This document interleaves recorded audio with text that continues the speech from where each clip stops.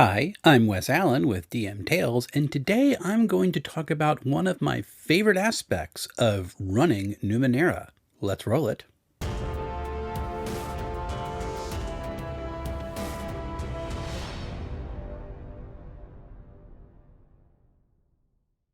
So Numenera is this interesting blend of a very mechanically distinct game that also is narrative driven. And one of the ways that it handles this balance is by introducing this concept called intrusions. There are GM intrusions, which are complications or something that the GM throws on the player, or there are player intrusions, which are ways that the player is trying to come up with a narrative solution to a problem that has faced the party. They work very similarly, and they do have benefits to the gameplay. Now, the GM intrusion is interesting because this is one of the fastest ways for players to actually gain experience points. Anytime the player gets an intrusion imposed upon them, the GM awards 2 experience points. One of those is immediately handed off to another player who has done something significant during that session, or maybe the player is just feeling magnanimous at that point and wants to do something nice for a fellow player. 2 experience points doesn't sound like a whole lot, and yet it only cost 4 experience points to get a tiering up benefit. You have to have certain milestones in order to get to your next tier.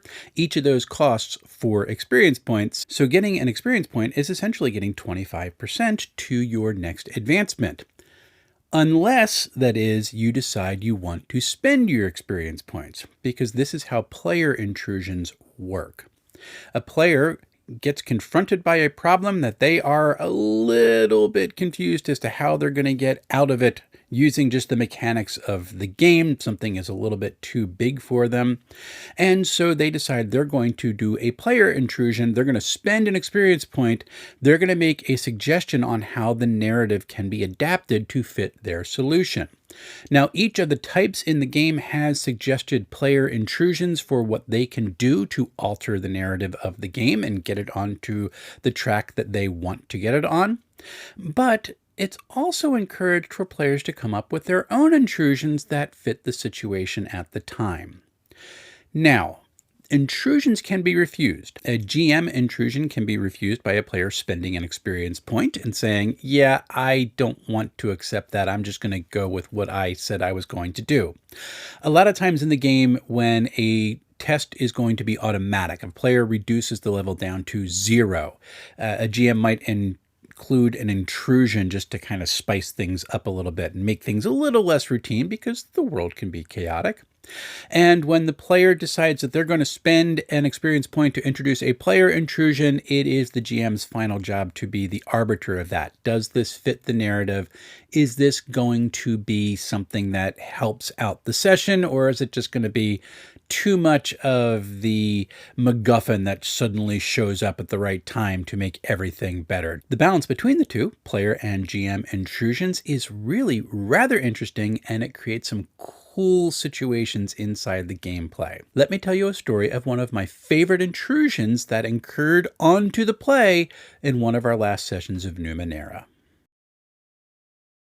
So the first adventure for my party in Numenera has actually been in a rather large town. One of the main characters is there searching for his aunt, who has seeming to lost her mind and become a drug lord. She was researching a way to create a new fertilizer using Numenera, and it did not work out well for anyone. And he's come searching for her, trying to get her to repent of her ways and come back and rejoin the community. It's kind of an interesting opening story. Well, they've actually gotten sucked into an investigation by the local guards who are trying to take down this drug ring. And so as part of their tasks, then they had to go and acquire an item from a shop of questionable reputation that was down in the crags, one of the lower areas of the town. There's a river that runs through it, and there's kind of a gorge that's cut through the middle of it. And folks of, lower economic status tend to live down there because it floods a whole lot. So they go down there, they successfully acquire their item, get some other things that do not do what they're supposed to do, and they're on their way back. And so I decided, hey, this is a great time for the local community to decide these guys are walking through our streets. We're going to shake them down for a couple of shins, some coins that they, might be able to get some food that day.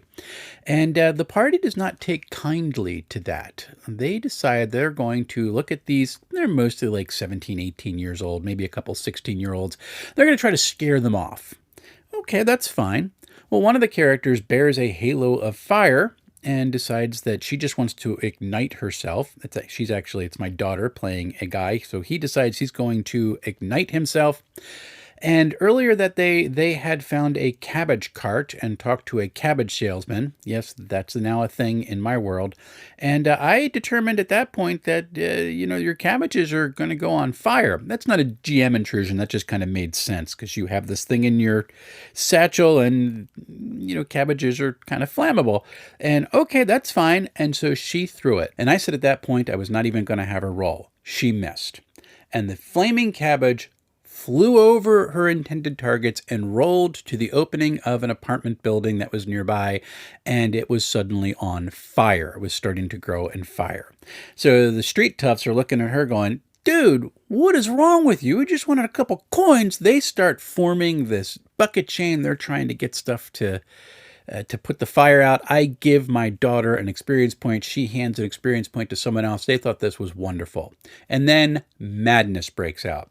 One of the players decides that he's going to be heroic. He runs into the apartment building in an attempt to evacuate everything. It's only like 3 stories tall, and there's maybe 6 apartments in it. It's not a very big structure. He starts pounding on doors, trying to get folks to get out and see if there's another way out of the building. It was a fun time. And the bucket chain is going, and I figure we're going to have some rolls to see if they can actually put this thing out. But another player says, okay, can I introduce a player intrusion and hand you an experience point? Like, yeah, sure. What's going on here? He said, well, we're really down far in the city, right? And there's this river that's flowing through the town. Yep, that's exactly where you are.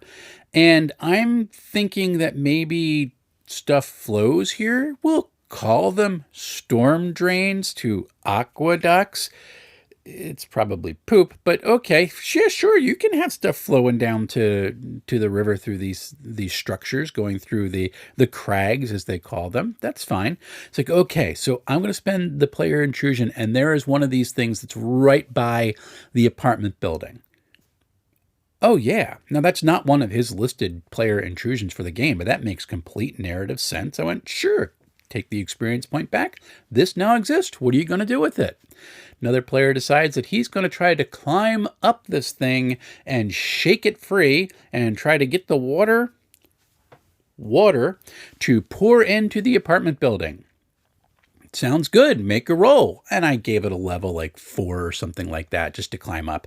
He could put a level of effort in, get it down to a 3. He doesn't have to roll that high. There's a good chance he's going to climb up this trellis and actually get there and start being able to rock this thing free and have it come down.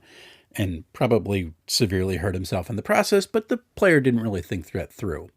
And so he makes his roll and fails miserably. Just does not make it at all. It's not quite a 1. That would have been a lot of fun. A 1 would actually allow me to impose an intrusion without giving out experience points.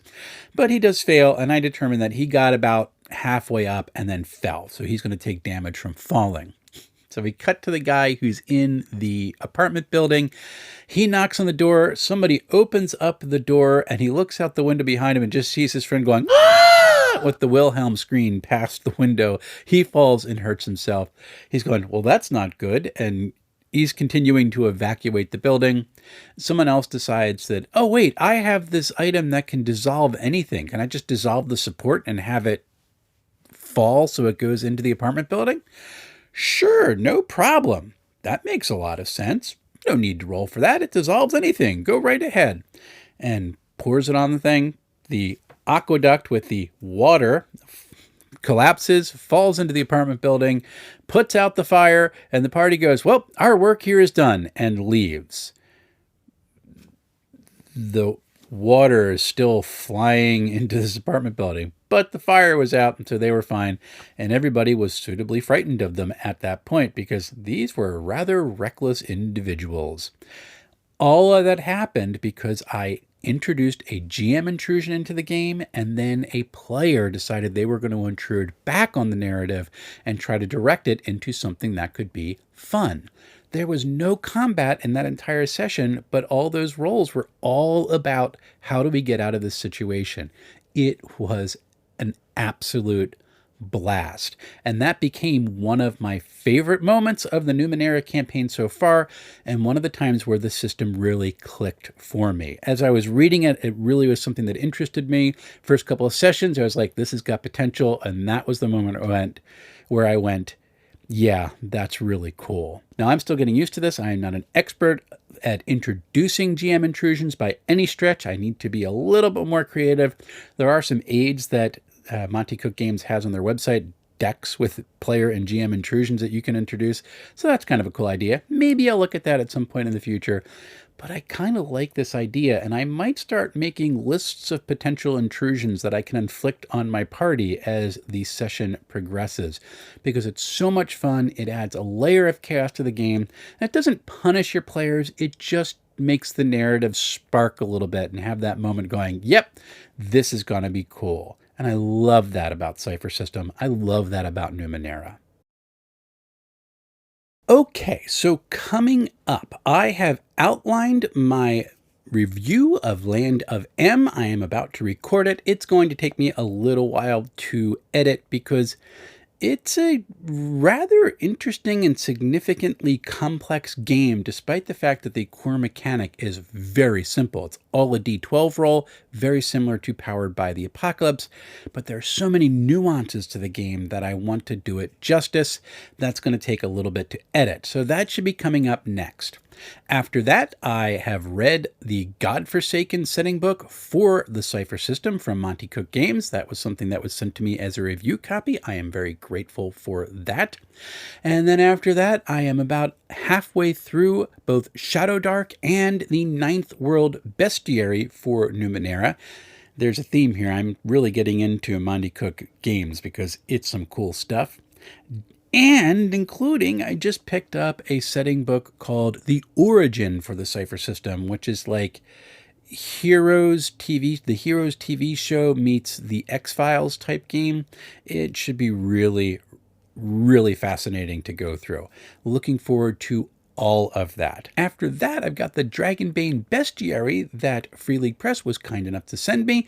This book is gorgeous, and I cannot wait to share it with all of you. I might be doing a first look at that at some point, just a short flip through the pages to show people just how interesting this book really is. Finally, folks, if you are in the South Jersey, Philly area, or you want to come from a little bit away, I am running a small convention that's going to take place in the basement of my church in Palmyra, New Jersey. It's going to happen from April 12th through April 14th, Friday night, Saturday all day, Sunday afternoon. We are raising money. First, we're doing it for the church roof replacement that we had to take a loan out for last year, repaying off that loan. But we wanted to do something that's also going to benefit the wider community as well, and not just the folks, the various organizations that use our building. And so we're also splitting proceeds of that with the food pantry down the way. They actually do a lot of work to help folks suffering from food insecurity in this region, and it's very important work that we are very glad to support, and they are dear friends of ours, so we're happy to split the proceeds of the con with that. So if you are interested in coming, the tickets are on sale now. You can get your badges for $30 per day or $60 for the 3 days. It should be an absolute blast. There are some really cool games being run. I will put the link to the page for ECCLESICON in the description below, and also the link to getting the badges from Tabletop Events. Well, until we see each other again, folks, happy playing, everyone.